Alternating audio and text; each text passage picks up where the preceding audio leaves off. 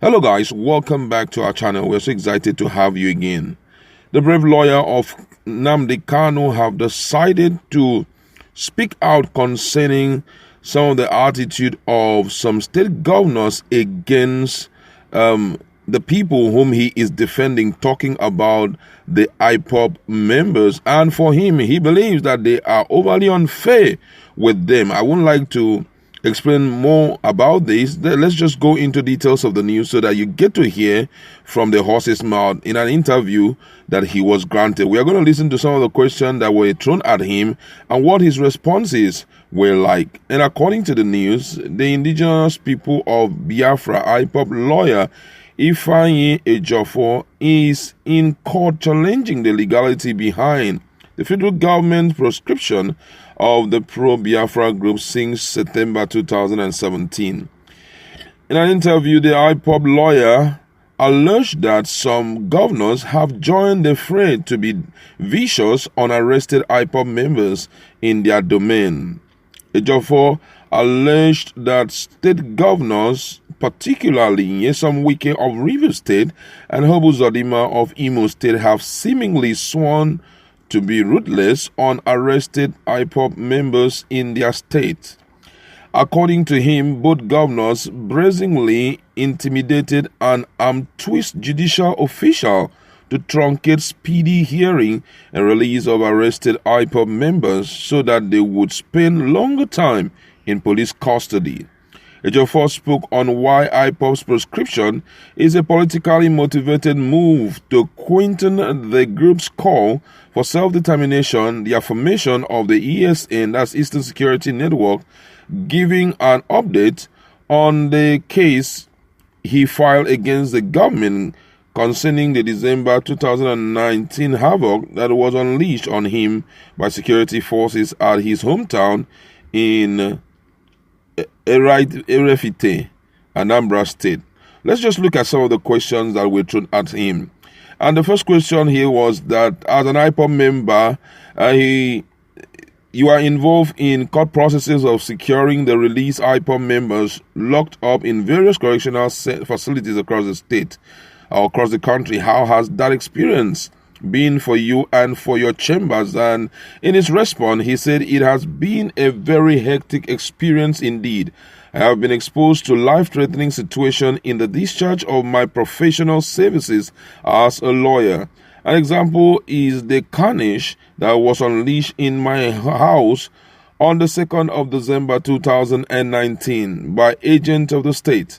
They burnt down the entire structure in my house and killed people.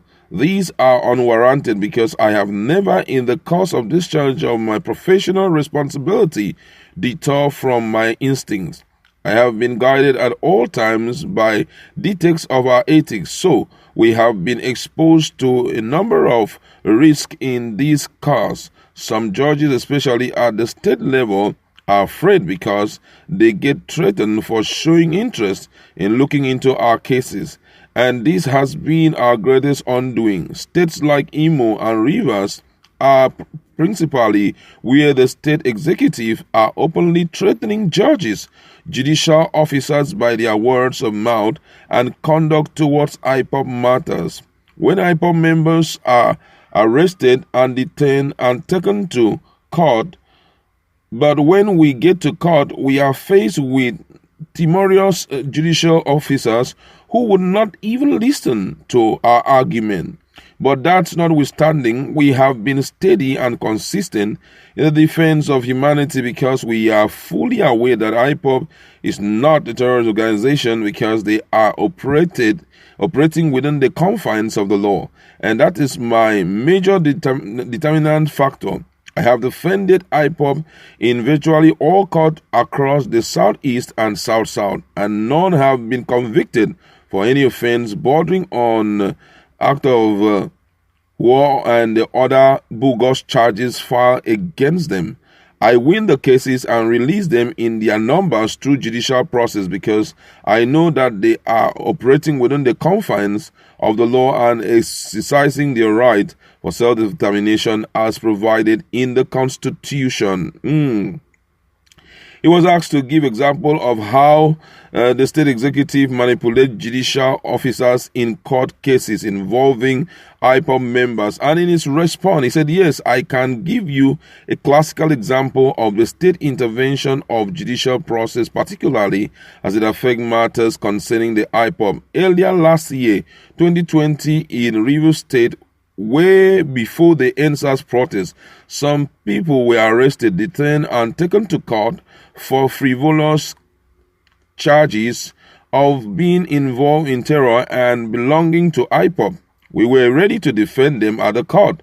The Governor Wike ensured that no judicial officer treated the matter. Also, IPOB members are arrested, driven to Abuja, where they are locked up and tortured at the behest of the Imo State Governor, Uzodinma. The two states are where state governors are openly canvassing and directing issues concerning IPOB. The two governors have instructed their state judiciary not to entertain matters affecting IPOB because they want to deal ruthlessly with the IPOB members. The tension that was raised by the military invasion in Olu was instigated by the state governor, Hope Uzodinma. He invited the police and army to come and arrest IPOB members, but where are these security officers when bandits keep unleashing mayhem and terror in the northern states? They will rather rush down into the Imo State to arrest our brothers, molest and murder our mothers and sisters, and then subject such to all manner of experience. And another question was thrown at him, and the question was, in an interview aired on AIT a few weeks ago, the federal government, through the Minister of Information, Lai Mohammed, explained the prescription of IPOB and why the federal government would not prescribe the headsmen. In his comparison, the minister likened bandits as various gang of super armed criminals that the government can trace and deal with, but argued that IPOB is a group that has come together to form an army to challenge the sovereignty of Nigeria. How do you react to this minister's explanation? And in response, the lawyer of IPOB, Ejiofor, said it is really shameful how this present federal government romances and pampered the Fulanese. Why has this federal government never agreed that these people carry weapons and they hack down innocent people? This Buhari-led government has shielded away from calling them names. Instead, they have branded these gangs with all manner of nomenclatures, calling them Métis, Allah, headsmen, bandits, and others. There is no sane person that would, in any matter, try to liken the operation of Boko Haram to IPOB. Bandits go about hacking down innocent people, while IPOB are merely advocating for their rights as provided by the Constitution. They are merely insisting that the authorities should conduct a referendum. You don't see them armed with guns. You only see them with flags. So how can you tell now that these people who are merely moving around with flags are more dangerous than those who go around with weapons and other sophisticated firearms, who go to our farms to maim, to even murder on daily basis? It is government that strive on hypocrisy, falsehood, and all forms of terrible and condemnable practice that would have the impetus to start comparing IPOB to Fulani headsmen. It is unheard of in a civil society where the law takes precedent. Someone like Lai Mohammed shouldn't be in government position, because his position in government demands that you are under constitutional oath to always say what is the truth and nothing more, and to inform the public appropriately. As a Minister of Information, you are not sworn to office to go and start lying to the public and fabricating lies. Hardly would Lai Mohammed come on a microphone without you hearing all sorts of rubbish and lies that he is telling the world. How can a sane person come in public to start comparing IPOB with the headsmen? Even you asking me this question should understand the huge absurdity. Have you heard of IPOB bringing down people at their farms. These are some of the reasons IPOB would keep insisting on referendum, because the system has inevitably fallen. We are obviously at the brink of collapse. It's unfortunate that he says these lies on media platform, and journalists seem cowed to probe deeper and expose his lies and propaganda.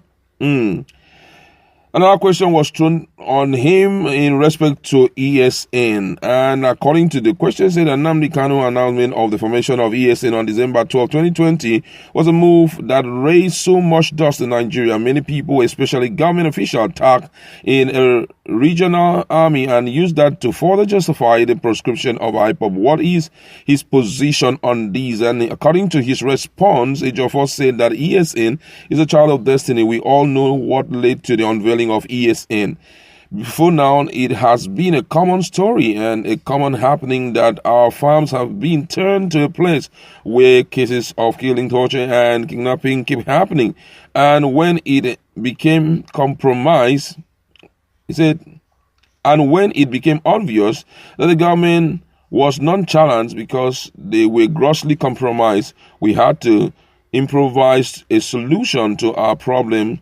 That was why Mazi Nnamdi Kanu set up the ESN. You cannot see ESN on the road chasing people or see them carrying anything.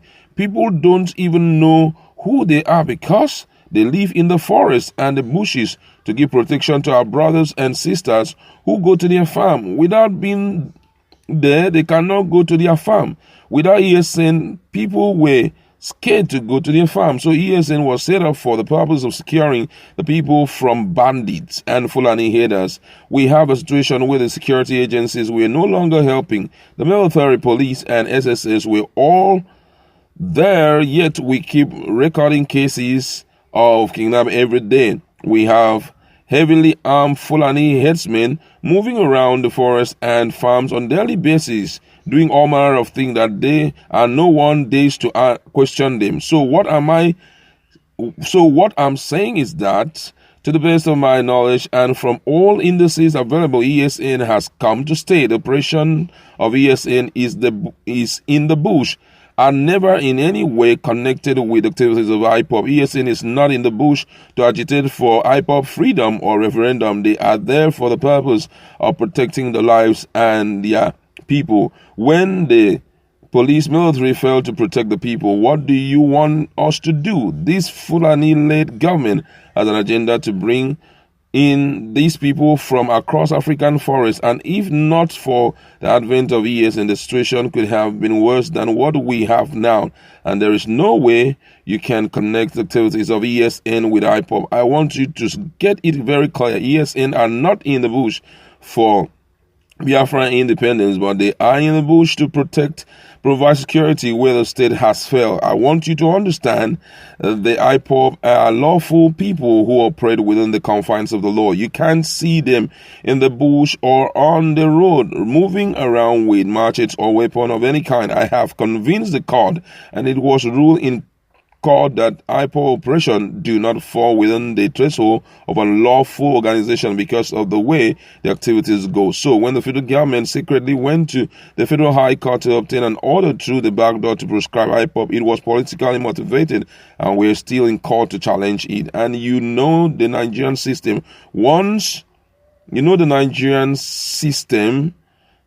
once the state is involved in a matter, they would keep on adjoining till the end. So many things to hear from this young man, but I'd like you to go to our comment section. Let's interact. What do you think about some of the responses that he has given, owing to the fact that he's fully in the know about virtually everything?